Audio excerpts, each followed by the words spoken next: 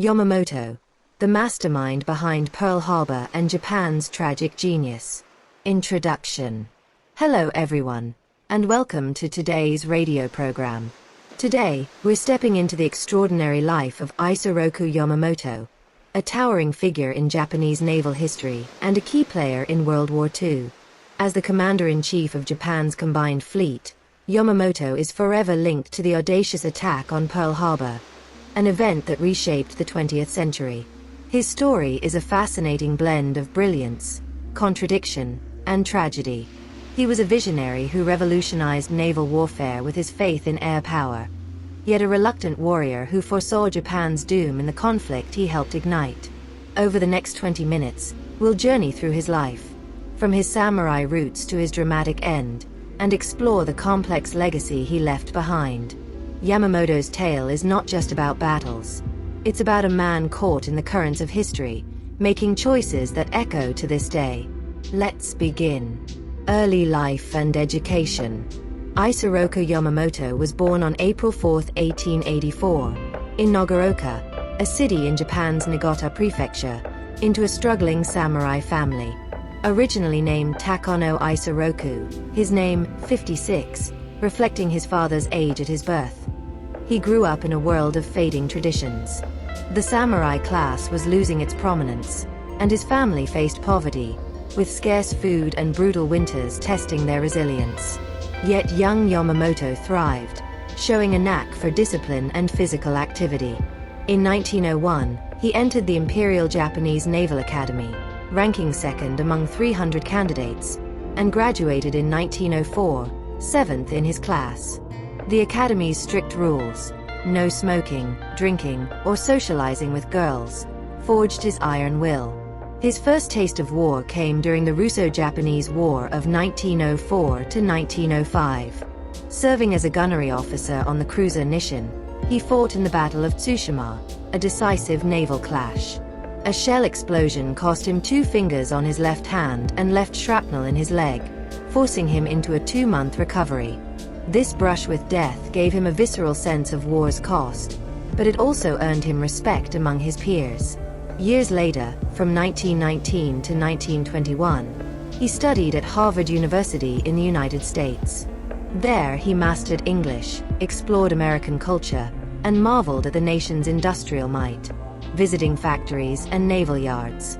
He picked up poker, a game that sharpened his strategic mind, and developed a deep respect for the West, influenced perhaps by childhood encounters with missionaries. This experience convinced him that Japan could never outlast America in a prolonged war, a belief that would haunt his later decisions. Naval career. Yamamoto's naval career was a blend of tradition and bold innovation. After his wartime injury, he climbed the ranks steadily, but his true legacy began to take shape in the 1920s. In 1924, he trained as a pilot and was promoted to captain, igniting his passion for naval aviation. At a time when battleships dominated naval thinking, Yamamoto saw the future in aircraft carriers. He commanded the carrier Akagi in 1928, Japan's flagship carrier, and championed the development of cutting-edge aircraft like the Zero fighter and G-4M bomber. His vision extended beyond carriers to land-based air fleets, a concept that put Japan a decade ahead of Western navies. By 1936, he was a vice admiral and vice minister of the Navy, shaping policy and pushing for modernization. In 1939, he took command of the combined fleet, overseeing Japan's vast naval forces, battleships, carriers, and air wings. At the London Naval Conferences of 1930 and 1935, he argued for Japan to secure a stronger naval ratio against the US and Britain, settling reluctantly for a 5-3 compromise that angered Japan's hardliners. Yamamoto opposed war with America, warning of its overwhelming resources. He once wrote, "Anyone who has seen the auto factories in Detroit and the oil fields in Texas knows that Japan lacks the national power for a naval race with America." Yet, as Japan's leaders marched toward conflict, he bowed to duty, channeling his genius into a plan that would stun the world: the attack on Pearl Harbor. Pearl Harbor.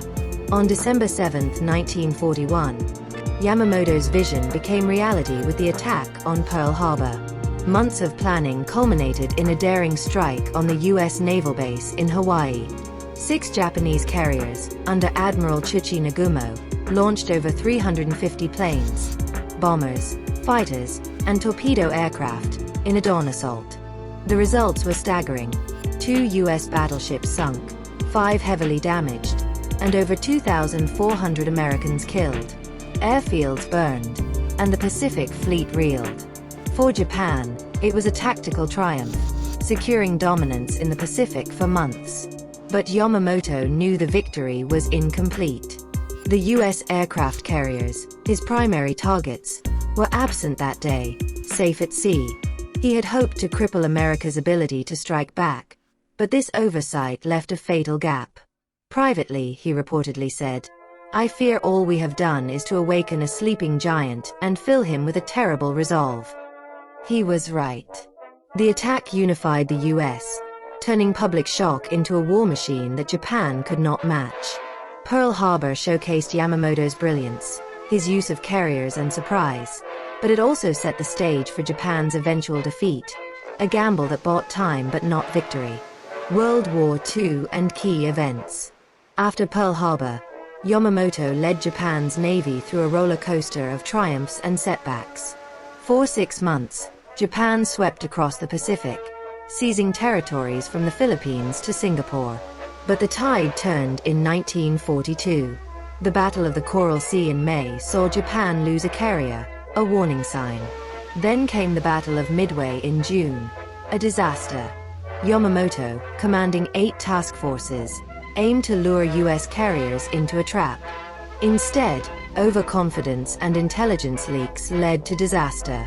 He split his fleet, misjudged American movements, and lost 4 carriers to U.S. airstrikes, along with hundreds of skilled pilots. Midway flipped the war's momentum, stripping Japan of its offensive edge. Reeling, Yamamoto shifted to defense. In the Guadalcanal and Solomon Islands campaigns, he waged a war of attrition, feeding ships and men into a grinding stalemate. Japan's resources bled dry, and his pessimism deepened. He confided to friends that he doubted he'd see the war's end, a stark admission from a man who once dreamed of decisive victories. Midway revealed his limits, overambition and reliance on surprise. But his earlier foresight about air power's dominance remained a testament to his genius, even as Japan faltered. Death and legacy. On April 18, 1943, Yamamoto's story ended abruptly. U.S. intelligence, having cracked Japanese codes, learned his flight path during an inspection tour. In Operation Vengeance, P-38 fighters ambushed his plane over Bougainville Island. The aircraft crashed in the jungle, and Yamamoto was found dead, still gripping his samurai sword, a poignant symbol of his warrior ethos. His loss devastated Japan. The Navy mourned a leader whose experience was irreplaceable. His body was returned for a state funeral, attended by thousands, with his ashes split between Tokyo's Tama Cemetery and his hometown of Nagaoka. Yamamoto's legacy is a study in contrasts. In Japan, he's hailed as a strategic mastermind, his aviation innovations and Pearl Harbor plan celebrated as feats of brilliance. In the US, he's the architect of a treacherous attack, a name tied to infamy. Historians see a tragic figure, a man who predicted Japan's defeat but couldn't stop it. His personal life, including a rumored relationship with a geisha named Chiyoko Kawari, adds layers of intrigue. His foresight shaped modern naval warfare, yet missteps like Midway hastened Japan's collapse. Yamamoto remains a symbol of duty and destiny, revered and reviled in equal measure. Conclusion. Yamamoto's life weaves together courage, intellect, and inevitability. He dragged Japan's navy into the modern age, only to see it crumble under war's weight.